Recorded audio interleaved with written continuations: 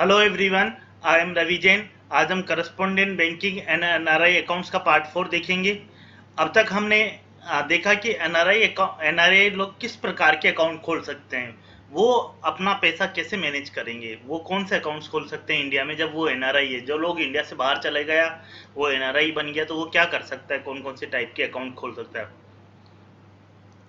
अब इस चैप्टर में, इस पार्ट में हम देखेंगे कि एनआरआई लोग एक एनआरओ टाइप का अकाउंट भी खोल सकते हैं। वो क्या होता है, जो हमने 3 टाइप देखे थे अकाउंट्स के, आज हम देखेंगे एनआरओ अकाउंट्स के बारे में।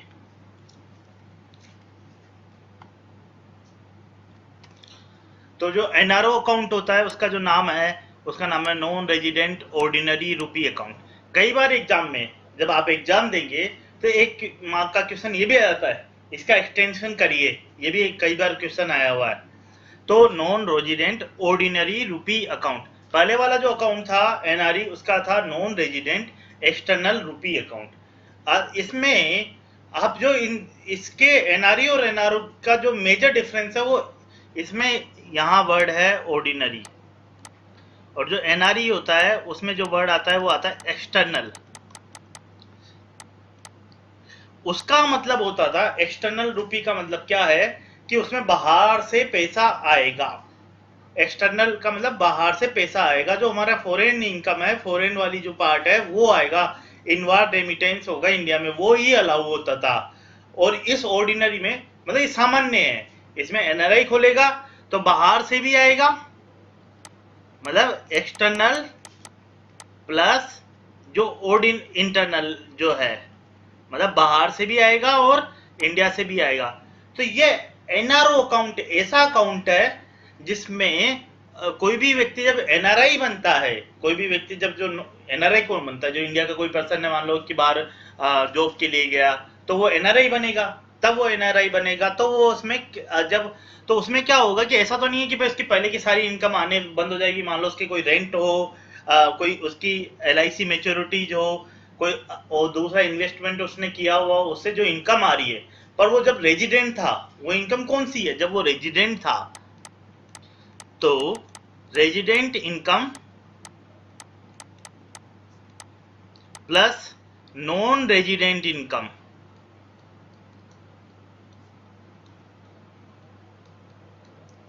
ये ही एनआरओ ही इस टाइप का अकाउंट है जिसमें resident income as well as non resident income दोनों डाल सकते हैं। आप एनआरई अकाउंट में केवल नॉन रेजिडेंट इनकम वाला पार्ट ही डाल सकते हैं। अगर आप इन दोनों का बेसिक कंसेप्ट समझ जाएंगे तो इसमें जो बातें दी हुई है ना सारी, वो तो बहुत सिंपल है, वो कंसेप्चुअल है कि भाई आप रेजिडेंट है। तो इसका मतलब ये हुआ कि मान लो आप फॉर एग्जांपल आप 1 साल के लिए जा रहे हो बाहर, तो आप एनआरई अकाउंट खोलने की बजाय एनआरओ अकाउंट भी खोल सकते हैं, जिसमें आपकी रेजिडेंट इनकम जो आ रही है वो भी ठीक है और नॉन रेजिडेंट इनकम भी आ जाएगी। इसमें एक बात यह है कि इस अकाउंट में, क्योंकि एनआरई अकाउंट में पता है कि जो प्योरली जो इनकम लगती है, जो प्योरली जो इनकम होती है नॉन रेजिडेंट होती है, तो उस पर टैक्स नहीं लगता है। जबकि रेजिडेंट इस अकाउंट में क्या होगा कि इस इनकम पे टैक्स लगेगा, रेजिडेंट इनकम पे भी लगेगा, नॉन रेजिडेंट इनकम पे भी लगेगा। पर जो नॉन रेजिडेंट इनकम पार्ट है, उस पे हो सकता है कि आपने वहां टैक्स दे दिया, तो उस पार्ट पे डबल टैक्सेशन अवॉइडेंस एग्रीमेंट के अंतर्गत आपका नॉन रेजिडेंट इनकम पार्ट पे टैक्स नहीं लगे। पर इसमें क्या होगा कि जो इसमें जो पड़ा पैसा है उस पर टैक्स पेड होना चाहिए ओवरऑल, क्योंकि इसमें क्या पार्ट इन्वॉल्व है, रेजिडेंट इनकम वाला पार्ट भी इन्वॉल्व है। जबकि जो एनआरई अकाउंट है उसके जो रिस्ट्रिक्शन थे, उसमें जो थी चीजें थी, उनमें केवल नॉन रेजिडेंट वाला पार्ट ही इन्वॉल्व था। तो ऐसी कोई भी घटना, ऐसा कोई भी इवेंट जिसमें रेजिडेंट इनकम भी डालनी है, नॉन रेजिडेंट इनकम भी डालनी है, तो उस केस में क्या होगा, जो अकाउंट खोलना पड़ेगा, एनआरओ अकाउंट खोलना पड़ेगा। और इसमें जो ये जब जैसे भी आपने एनआरओ अकाउंट खोल दिया, तो इसमें जो इंटरेस्ट आएगा, आप चाहे भले बाहर चले गए, तो रेजिडेंट वाली इनकम वाला पार्ट, उस पर भी इंटरेस्ट पे भी क्या लगेगा, टैक्स लगेगा। उस पर भी आपको इनकम टैक्स देना पड़ेगा, उस पर भी आपको क्या देना पड़ेगा, इनकम टैक्स देने पड़ेगा। ये काफी इंपॉर्टेंट पार्ट है। तो आपको टैक्स सेविंग करना है तो एनआरई अकाउंट ज्यादा बेटर रहेगा एनआरओ अकाउंट से। तो इसमें जो इंटरेस्ट लगेगा उस पर भी टैक्स लगेगा। क्लियर है ये फंडा। इसमें ये जो है, इसमें क्या है, जो रेजिडेंट इनकम है मान लो इंडिया के हिसाब से, इसमें क्या है, वो रुपीज में होगी और ये डॉलर में होगी। तो जो इसका इनपुट है वो रुपी भी होगा और डॉलर भी होगा, और जैसे एनआरई अकाउंट का इनपुट है, उसमें ये इसका इनपुट है एनआरओ अकाउंट का, और आउट इसमें जो मेंटेन होगा, पर वो तो मेंटेन तो किसमें होगा, रुपए में ही होगा। चाहे आप रुपये वाली जो इनकम है रेजिडेंट वाली आएगी, डॉलर वाली, डॉलर मतलब जो भी फॉरेन करेंसी है उसकी बात है।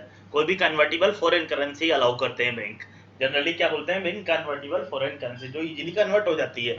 तो पर इसमें जो मेंटेन होगा रुपये में होगा। और एनआरई अकाउंट में, एनआरई अकाउंट, उसमें जो इनपुट होगा वो केवल क्या होगा, डॉलर का इनपुट होगा। उसमें जो मेन आएगा वो क्या आएगा, नॉन रेजिडेंट इनकम आएगी। जो आएगी, हमने देखा था कुछ कंडीशंस में करंट इनकम भी अलाउड है आप टैक्स करके एनआरई में, वो आप देख सकते हैं पिछले वाले पार्ट में, आपको वहां पर भी कंसेप्चुअल समझ में आ जाएगा। तो इसमें ये बात हो गई कि रुपी में मेंटेन होगा, इसलिए इसका नाम है रुपी। तो इसमें भी रुपी में है। तो अगर आप इसमें अगर नॉन रेजिडेंट इनकम भी डाल रहे हैं, जनरली कई लोग क्या करते हैं कि जब भी कोई व्यक्ति एनआरआई होता है तो वो इस अकाउंट में अपनी नॉन रेजिडेंट इनकम नहीं डालता है। अगर वो इस अकाउंट में नॉन रेजिडेंट इनकम नहीं डालेगा, केवल जो रेजिडेंट इनकम ही डालेगा, रुपये में रखेगा, तो उसको एक्सचेंज रेट की कोई रिस्क नहीं होगी। जैसे एनआरई अकाउंट में एक्सचेंज रेट की रिस्क होती है, पर अगर वो अपनी करंट इनकम जो कि नॉन रेजिडेंट है वो भी डालेगा, तो उस केस में क्या होगी, एक्सचेंज रेट में रिस्क इन्वॉल्व होगी। तो उसमें एक्सचेंज रेट रिस्क हो भी सकती है, नहीं भी हो सकती, डिपेंडिंग अपॉन आप किस प्रकार से इन्वेस्ट करते हैं। क्योंकि ये डॉलर किसको कन्वर्ट करना है, ये डॉलर को तो रुपए में बदलना पड़ेगा ना, अगर बाहर आप नॉन रेजिडेंट इनकम भेजेंगे। तो ये रुपी अकाउंट है, इसको कौन सकता है, जो भी कोई पर्सन यहाँ से बाहर जाता है तो एनआरआई खोल सकते हैं और फॉरेन टूरिस्ट खोल सकते हैं। पहले तो हमें ये देखना है कि जो इसमें एनआरआई जो खोल सकते हैं उसका कंसेप्ट क्या है। बहुत सिंपल कंसेप्ट है कि क्या होता है कि जैसे मान लो आपने इंडिया में अपना सेविंग बैंक अकाउंट खोल रखा आईसीआईसी बैंक के साथ, तो क्या होगा, जैसे आप एनआरआई बन जाएंगे तो आपके पास ऑप्शन है कि आप उस सेविंग बैंक अकाउंट को एनआरओ में रीडेजिग्नेट करवा लोगे। सेविंग बैंक अकाउंट को किसमें करवा लोगे, एनआरओ में रीडेजिग्नेट करा लोगे। ये इसका बेसिक सिंपल कंसेप्ट है ये। तो इसमें क्या होगा, एनआरओ अकाउंट में क्या होगा, जो इंटरेस्ट मिलेगा, टेनर होगा, वो सब किसकी तरह होगा, जो से हमारे इंडिया के जो नॉर्मल बैंक अकाउंट है, डोमेस्टिक बैंक अकाउंट है, उसकी तरह ही इसमें हो जाएगा। तो जब भी कोई भी रेजिडेंट बन जाता है, जब भी कोई रेजिडेंट नॉन रेजिडेंट बनता है, तो उसका जो डोमेस्टिक रुपी अकाउंट है वो has to be redesignated as NRO account. उसका अकाउंट क्या बन जाएगा, एनआरओ अकाउंट। अब इसमें एक जो ये है, ये क्वेश्चन काफी ज्यादा आता है, केवल एक ऐसा अकाउंट है ये जो फॉरेन टूरिस्ट भी खोल सकते हैं, फॉरेन टूरिस्ट भी इसको खोल सकते हैं। फॉरेन टूरिस्ट क्यों खोलते हैं इसको, क्योंकि ये एक ऐसा अकाउंट है जो फॉरेन टूरिस्ट क्या हुए, एक तरीके से नॉन रेजिडेंट हो गए। फॉरेन टूरिस्ट क्या हो गए, जो कि इंडिया में आए हुए हैं टूरिस्ट वीजा पे घूमने के लिए आए हुए हैं। अब ये जो फॉरेन नेशनल के लोग हैं वो ना तो एनआरआई है, मतलब एनआरआई का मतलब यहाँ में जैसे मैंने बताया था, एनआरआई का मतलब एनआरआई और पीआई दोनों, वो दोनों तो है नहीं, फॉरेन नेशनल्स हैं, ना वो एनआरआई है ना पीआई हो, पर वो इंडिया में आ रहे हैं तो वो एक तरीके से रेजिडेंट फॉरेन नेशनल हो गए, एक तरीके से रेजिडेंट हो गए वो लोग, कुछ टाइम के लिए वो क्या हो गए, रेजिडेंट हो गए।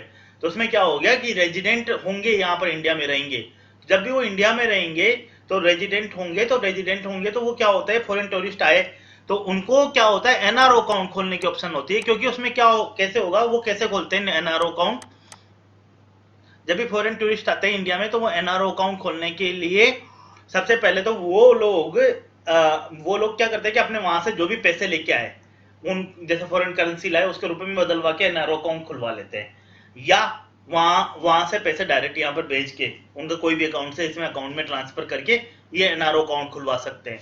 और जब भी वो वापस जाएंगे, फॉरेन टूरिस्ट वापस जाएंगे, तो जब भी वो फॉरेन टूरिस्ट वापस जाएंगे तो वो पैसे उनको वापस रिटर्न कर दिए जाएंगे। जैसे मान लो वो डॉलर में चाहते तो डॉलर में रिटर्न कर देंगे। पर इसमें मेन बात ये है कि जब वो इंडिया में रहेंगे तो हो सकता है उस अमाउंट पे इंटरेस्ट आएगा कि नहीं आएगा। जैसे मान लो 6 महीने रहा, 2 महीने रहा, तो उस अमाउंट पे इंटरेस्ट आएगा, तो उसको उस पे क्या देना पड़ेगा, उसको टैक्स देना पड़ेगा। तो इसलिए जो फॉरेन टूरिस्ट का जो अकाउंट है और कोई टाइप का अकाउंट खुलने का संभावना नहीं है, क्योंकि वो एक तरीके से रेजिडेंट भी बन रहा है और नॉन रेजिडेंट इनकम भी है। नॉन रेजिडेंट इनकम कैसी, जब वो आएगा तब पैसे लेके आया, वो नॉन रेजिडेंट इनकम हुई, और जब वो यहाँ रहेगा तो उसमें इंटरेस्ट बनेगा तो वो रेजिडेंट इनकम हो गई। तो कंसेप्ट एनआरओ अकाउंट का है कि resident income plus non resident दोनों पार्ट इन्वॉल्व हो तब क्या खुलता है, एनआरओ अमाउंट खुलता है।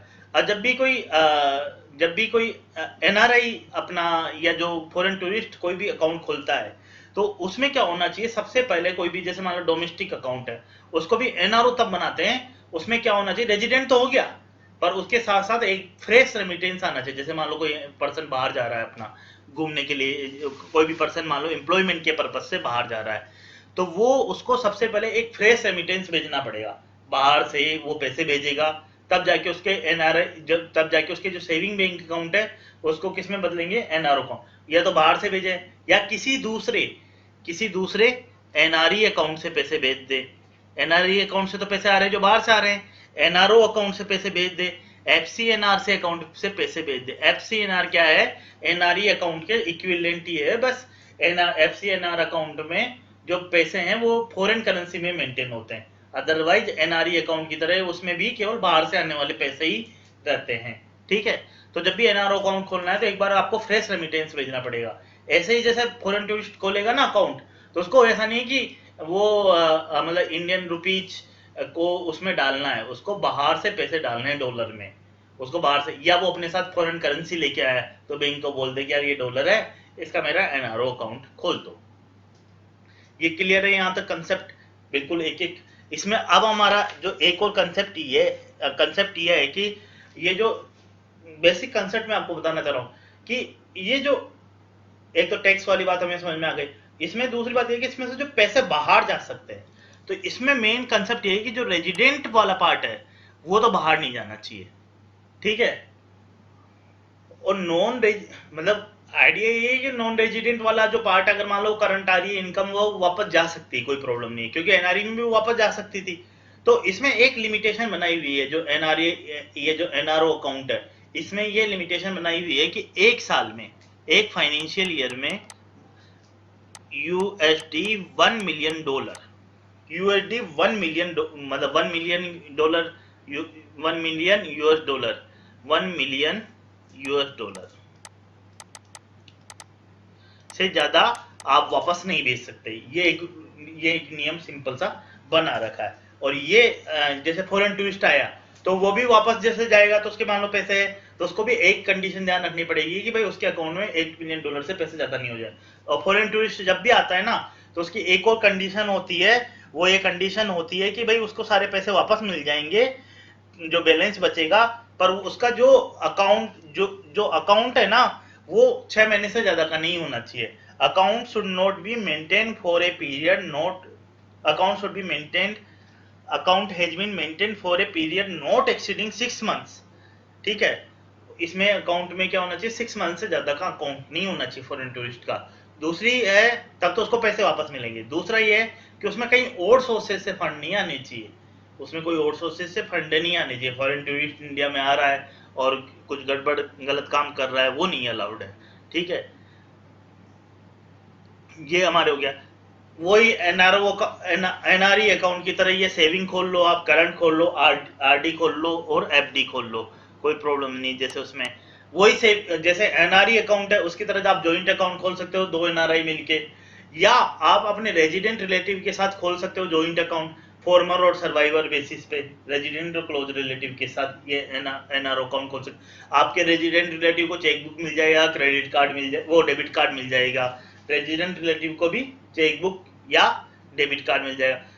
या आप रेजिडेंट रिलेटिव को मैंडेट दे सकते हो, मतलब पावर ऑफ अटॉर्नी होल्डर बना सकते हो जो कि आपका ट्रांजैक्शन कर सके, परमिटेबल ट्रांजैक्शन कर सके।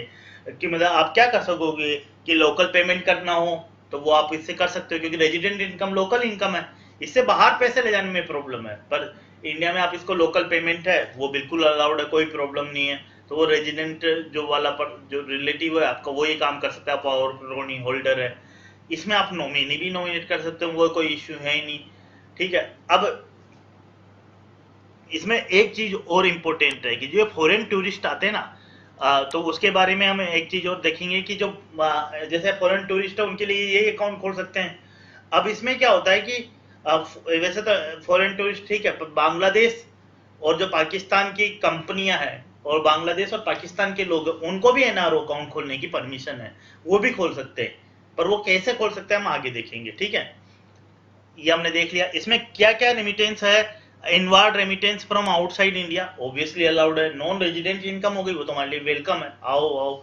हम when जो जिसने पर्सन ने अकाउंट खोले उसके लेजिटिमेट ड्यूज है वो भी अलाउड है, वो आ सकते हैं हम इस बैंक अकाउंट में, इनपुट हो सकता है, ठीक है। Transfer from other NRO accounts, दूसरे एनआरओ अकाउंट से इसमें पैसे आ सकते हैं, ठीक है। पर एनआरई और एफसीएनआर से नहीं आएंगे, एनआरई और एफसीएनआर से नहीं आएंगे, वो भेजने नहीं देगा एनआरई और एफसीएनआर से, जो एनआरई और एफसीएनआर से डेबिट होने ही नहीं देगा पैसे एनआरओ अकाउंट में, क्योंकि एनआरई अकाउंट में जो इनकम है या एफसीएनआर में प्योरली आउटसाइड इनकम है, तो इसलिए अलाउड नहीं है। फिर तो मिसमैच हो जाएगा, किस पे टैक्स दिया किस पे नहीं दिया, ये तो प्रॉब्लम है। इसलिए इसके अलावा इसमें क्या है कि रुपी या gift loan made by a resident to NRI PIO relative, इसकी जो कोई एक स्कीम बनाई हुई liberalised remittance scheme may be credited to the latter's NRO account, ठीक है। तो कोई भी एनआरआई, इसमें क्या हो सकता है कि जो आपका रेजिडेंट रिलेटिव है वो क्या कर सकता है, इस अकाउंट से रुपी का गिफ्ट दे सकता है या लोन दे सकता है। को किसको दे सकता है, जो आपके to a by a resident to NRI और पीआईओ के रिलेटिव को दे सकता है, और इसकी कुछ लिमिट डिफाइन है, ठीक है। अब इसमें इससे जो डेबिट है, क्या क्या पैसे जा सकते हैं, लोकल पेमेंट्स इससे बाहर जा सकते हैं, दूसरे एनआरओ अकाउंट में इसमें ट्रांसफर हो सकते हैं। इसमें से जो करंट इनकम है वो बिल्कुल बाहर जा सकती है, भाई एनआरओ अकाउंट में जा सकते हैं लोकल पेमेंट, पर जो करंट इनकम है, मान लो आप हर मंथ आप इसमें भेज रहे हो, आप मान लो फॉर एग्जांपल $1000 भेज रहे हो, तो $1000 आप आराम से बाहर निकाल सकते हो, कोई प्रॉब्लम नहीं, क्योंकि वो इनकम बाहर से आई है, तो बाहर वाली जो इनकम है वो रिपार्टिबल है, उसको वो इजीली बाहर जा सकती है। पर इस अकाउंट में और जो अमाउंट है बैलेंसेज है जो इस अकाउंट में can not be repatriated abroad except by NRIs और PIOs up to $1 million, जो $1 million US से ज्यादा, उससे ज्यादा नहीं जा सकते, जैसा कि हमने बताया था। ये जो कंडीशंस है वो फॉरेन एक्सचेंज मैनेजमेंट रेगुलेशन 2016 में डिफाइन हुई है। इसमें से आप, इसका मतलब हो गया बाहर नहीं भेज सकते इतने रुपए USD $1 million, आप क्या कर सकते हैं एक फाइनेंशियल ईयर में, या दूसरे एनआरई अकाउंट में भी भेज सकते हैं। मान लो कोई बोले कि इससे एनआरई अकाउंट में कितने रुपए भेज सकते हैं, क्योंकि एनआरई अकाउंट भी एक तरीके से क्या हो गया, बाहर वाला अकाउंट हो गया, तो बाहर वाला अकाउंट हो गया तो कितने रुपए भेज सकते हो उसमें, $1 million US। अब जो पाकिस्तान है वो लोग भी, पाकिस्तान की कोई भी कंपनियां हैं या एंटिटीज और इंडिविजुअल है, और बांग्लादेश की कंपनियां, बांग्लादेश की केवल कंपनियों की बात हो रही है, इंडिविजुअल की बात हो रही, तो वो लोग भी ये एनआरओ अकाउंट खोल सकते हैं। वो किससे के साथ खोलेंगे, आरबीआई की परमिशन चाहिए, पर उनको किसकी परमिशन चाहिए, आरबीआई की परमिशन चाहिए। ये आपको ध्यान रखना है, ये एग्जाम में कई बार क्वेश्चन रिपीट हुआ है पुराने पेपर में, और ये ऐसी छोटी छोटी चीजें पक्का आती है इनमें से। और इसके अलावा जो बांग्लादेश का है, क्योंकि बांग्लादेश के साथ हमारे प्रॉब्लम ये है कि बांग्लादेश के जो लोग हैं वो हमारे देश में आके बस जाते हैं, उनके पास कोई नागरिकता के इशू रहते हैं, और वो इंडिया के धीरे धीरे नागरिकता ले रहे हैं। ये बांग्लादेशियों की प्रॉब्लम है हमारे देश में, बांग्लादेशी लोगों की। तो इसलिए उनके लिए क्या है कि उनके पास, बांग्लादेश के लोगों को तभी अलाउड है जब उनके पास एक तो वैलिड वीजा हो और प्लस वैलिड रेजिडेंशियल परमिट हो। एक इनको क्या करना पड़ता है कि परमिट लेना पड़ता है, रेजिडेंशियल परमिट, और यह परमिट कौन देता है, उसको बोलते हैं FRO या FRRO। FRO का मतलब होता है फॉरेनर रजिस्ट्रेशन ऑफिस। FRO का मतलब क्या होता है, मैं यहाँ लिख देता हूँ, फॉरेनर